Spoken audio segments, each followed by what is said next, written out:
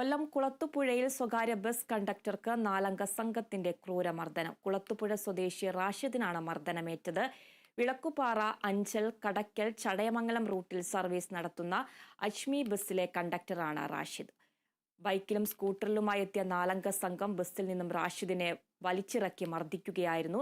തലയ്ക്കും കൈകാലുകൾക്കും ഗുരുതരമായി പരിക്കേറ്റ റാഷിദിനെ അഞ്ചലിലെ സ്വകാര്യ ആശുപത്രിയിലും തുടർന്ന് പുനലൂർ താലൂക്ക് ആശുപത്രിയിലും പ്രവേശിപ്പിച്ചു. താനുമായി പ്രണയത്തിലായ പെൺകുട്ടിയുടെ പേര് പറഞ്ഞാണ് ആക്രമിച്ചതെന്നും അക്രമികളുമായി മുൻ പരിചയമില്ലെന്നും മർദ്ദനമേറ്റ റാഷിദ് പറഞ്ഞു. ബസ് വിളക്കുപാറ ചെന്നപ്പോഴത്തേക്കിനും ഞാൻ ബസ് ഒതുക്കിയിട്ട് കിടന്നുറങ്ങാൻ നേരത്ത് രണ്ടുപേരും വന്ന് വണ്ടിക്കകത്ത് കയറി. അവിടെ നിന്ന് എൻ്റെ കഴുത്തിന് പിടിച്ച് വെളിയിലിട്ട് അവിടെ കിടന്ന വലിയ റബ്ബറും കമ്പ് എടുത്ത് എൻ്റെ തലയ്ക്കും കാലിനും കയ്യിലും അടിക്കുകയായിരുന്നു. അവിടുത്തെ നാട്ടുകാരെല്ലാവരും കൂടെ വന്നാണ് പിടിച്ചു മാറ്റിയത്.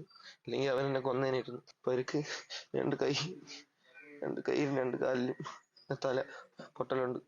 എൻ്റെ കൊച്ചിനെ കിട്ടിയോളം നിനക്ക് പ്രേമിക്കാമെന്ന് പറഞ്ഞിട്ട് അവരടിച്ച്